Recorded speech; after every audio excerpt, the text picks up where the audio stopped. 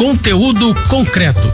Cultura, educação e pesquisa em um papo informal com especialistas descomplicando o conhecimento.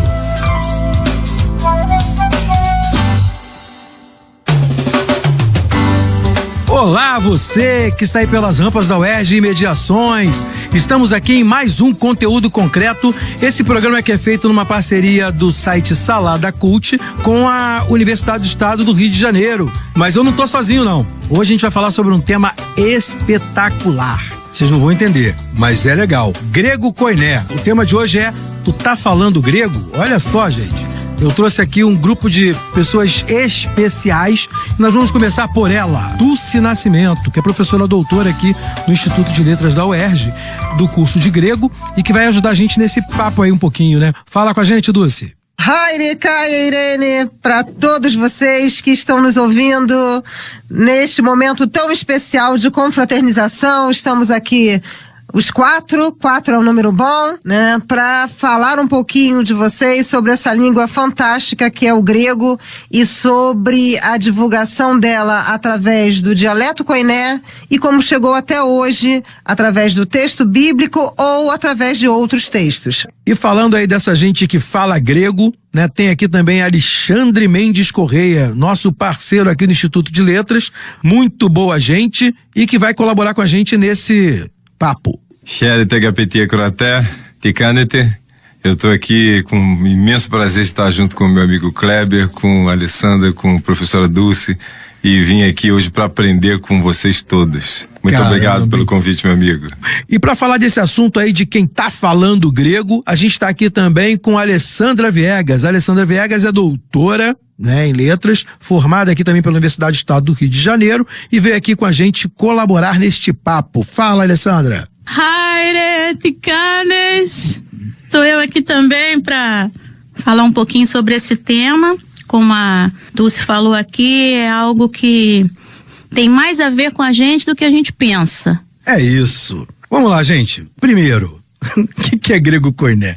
É língua, é linguagem, é dialeto, é o quê? Bem, o grego koiné é um dialeto. Koiné significa comum.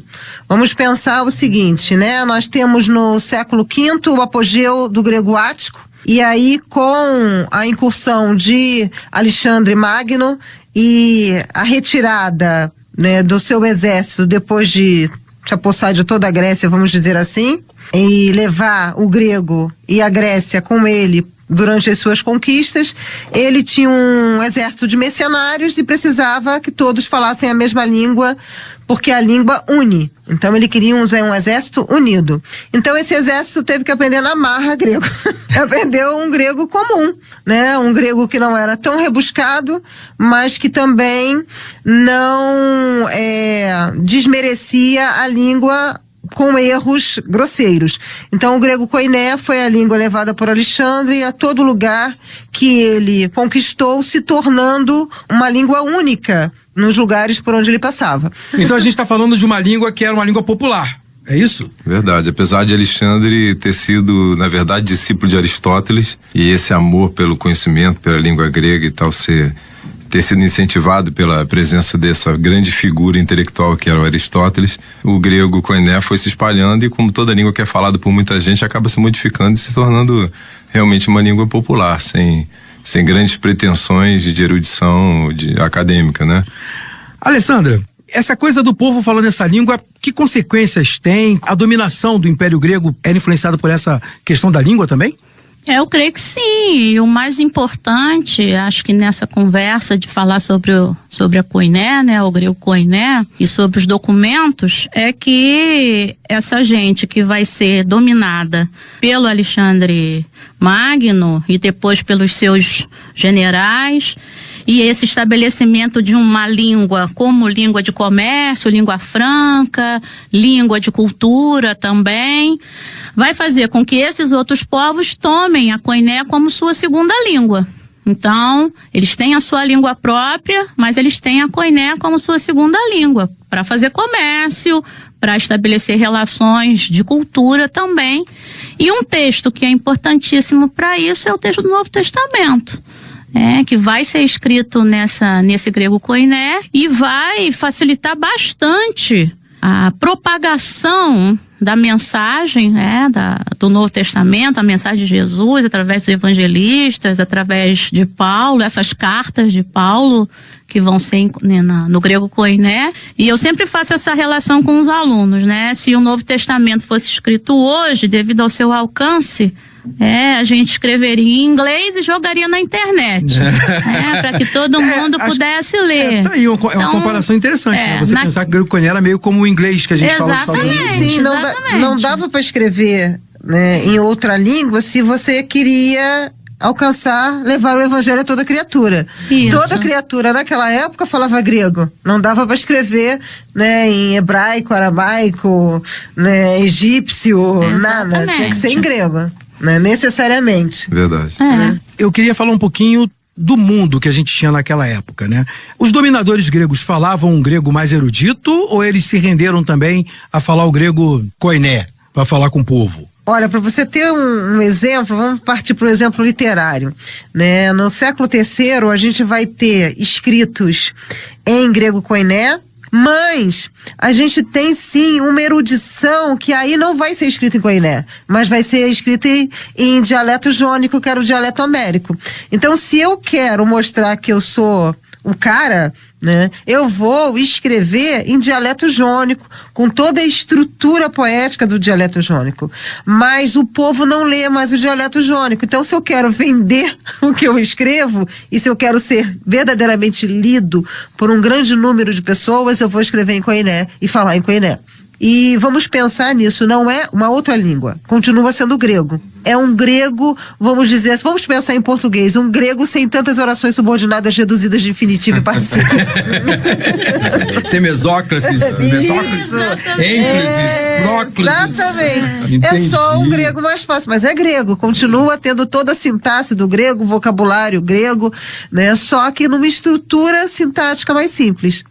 Eu acho que essa coisa do que eles falavam na época tem sempre a ver com o paradigma de erudição e intelectualidade. Então, assim, quando uma língua se espalha e vai para outra cultura, grande parte daquele verniz de intelectualidade que tinha mais a ver com o mundo intelectual grego começa a se desvanecer porque vai lidar com o mundo semítico, por exemplo, com o mundo de outras culturas, para quem alguns conceitos daqueles já estão sendo adaptados, como aconteceu no koiné com o conceito de logos, por exemplo. A pessoa começa a usar a mesma palavra, mas já não é mais dentro do mesmo contexto. Então, assim, a fala, ela pode ser ou não erudita conforme as culturas se aproximam mais ou menos daquela herança clássica grega, né? Dentro desse ponto de vista do universo do próprio grego koiné. A expressão, tu tá falando grego, é uma parada popularzona, né? Tu tá falando grego pra mim, eu não tô entendendo. Isso vem de onde, cara? Eu acho que vem dessa impressão que as pessoas têm de que realmente o grego é uma coisa inacessível, né? Ele é uma língua complexa, né? O grego exige um estudo cuidadoso, ele tem outro sistema, tem declinações que a gente não tem em português. Então, acho assim, é meio mitificada essa coisa da complexidade do grego e as pessoas não têm tanto acesso, né? Queria voltar uma coisinha sobre o Novo Testamento, que é uma coisa também que eu acho belíssima na gramática do grego, que permanece no grego koiné, que é um tempo verbal que não existe pra gente em português, que é o perfeito.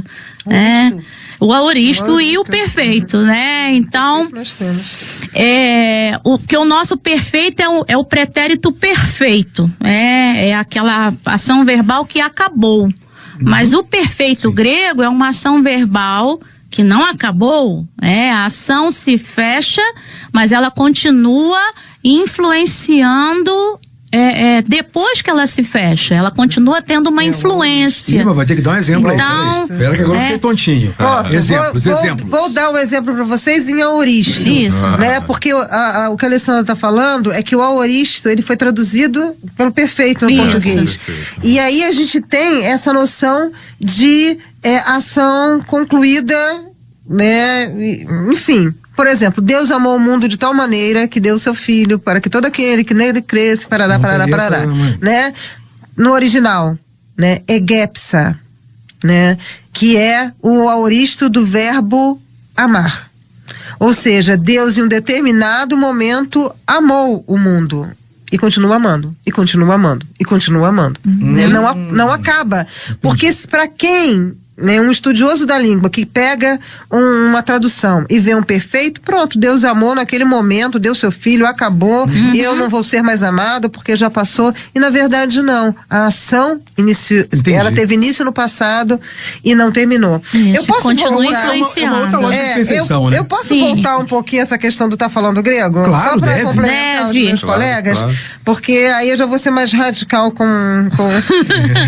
a questão aqui, que os amigos latinistas me perdoem, mas grego é fundamental, né? A questão, nessa época, vamos pensar que logo depois de Alexandre, do enfraquecimento do Império, vamos dizer assim, grego, por conta do Império Romano, a gente teve um problema muito sério. Todo mundo que conhece Roma sabe que Roma, se fosse pagar plágio, a Grécia estava rica, né? Porque Roma plagiou, de uma certa maneira, todo o conhecimento grego. Roma foi um império que ganhou pela força, mas que não conseguiu vencer a cultura helênica. Então, só que o que Roma fez nesse contexto onde todo mundo falava grego? Roma impôs a sua língua, porque ao impor a sua língua ela sabia que ia se tornar mais forte, né? E foi exatamente isso. Então você imagina, eu tenho um soldado romano, e aí você sabe que o soldado romano fala grego, porque todo mundo falava grego, e você chega pro soldado romano e pergunta em grego moderno, possocane, né? Quanto custa? E aí o soldado vai olhar para ele e vai dizer que não tá entendendo. Por quê? Porque ele tá falando grego, né? Então, obrigatoriamente, ele teria que falar em latim para ele entender. É mais ou menos o que acontece com a França hoje, né? A gente chega e fala em inglês na França, o pessoal torce o nariz. Faz de conta, né? Exatamente. Então era mais ou menos isso que os romanos faziam. Até chegar ao ponto de dizer que grego não era para ser falado. Grego era só para ser lido. Então você ficava com um material teórico, com toda a base literária, filosófica, política, enfim, conhecimento grego, mas não falava mais a língua, e com isso a língua foi enfraquecendo. Gente, considerações finais, né? Onde as pessoas podem encontrar, se querem deixar contato, né? Onde vocês estão, onde é que vocês estão trabalhando, pode falar aí à vontade. Olha, eu vou fazer propaganda do nosso curso de grego koiné do Licon, que está assim, bombando. A nossa turma aqui agora com quase 10 alunos já, e o pessoal super animado, gente de teologia, de história, de filosofia, até de comunicação também. Então, assim, está sendo um grande sucesso, e nosso foco é a leitura, e o texto é a base do que a gente está estudando o tempo todo. Estudamos também o Novo Testamento. Então, assim, convido todo mundo que tiver interesse a participar. Tá? Todo semestre a gente tem inscrição aí, disponível. Dulce. E se você quiser aprofundar mais um pouquinho, vem fazer parte da graduação em grego da UERJ. Nós temos uma equipe animadíssima, uma equipe que tem uma proposta de abordagem muito interessante com relação a todos os dialetos, e em breve teremos uma especialização em grego koiné, que já está, né, no processo da aprovação de papelada, aquele processo burocrático, mas que brevemente estará aí sendo divulgado, e a gente espera uma longa fila de espera para fazer parte da equipe, mudando essa visão que a gente tem aí de estudo, principalmente do texto neotestamentário. Alessandra. Bom, eu como aluna da UERJ, porque eu não me considero ex-aluna, né? Acho que a gente continua tendo luz, né? A vida toda aí estudando. Quero endossar os 2 cursos, a graduação, o curso aí com o Alexandre. E eu tô de férias agora, vim aí defendi o 2º doutorado, então minha comunicação é direta pelo e-mail. Então, se quem estiver ouvindo, aleviegas33@yahoo.com.br. Gente, foi um prazer ter vocês aqui, foi um papo legal, um papo ótimo. Fiquem com Deus e até a próxima. Conteúdo concreto. Apresentação: Kleber Pereira. Moderadores: Roberto Rodrigues e Max Gama. Equipe técnica: Daniel Barros, Gleidson Augustos e Eduardo Sobral. Locução: Vitor Quaresma. Produção: Rádio UERJ e Salada Cult. Realização: Centro de Tecnologia Educacional CTE SR3.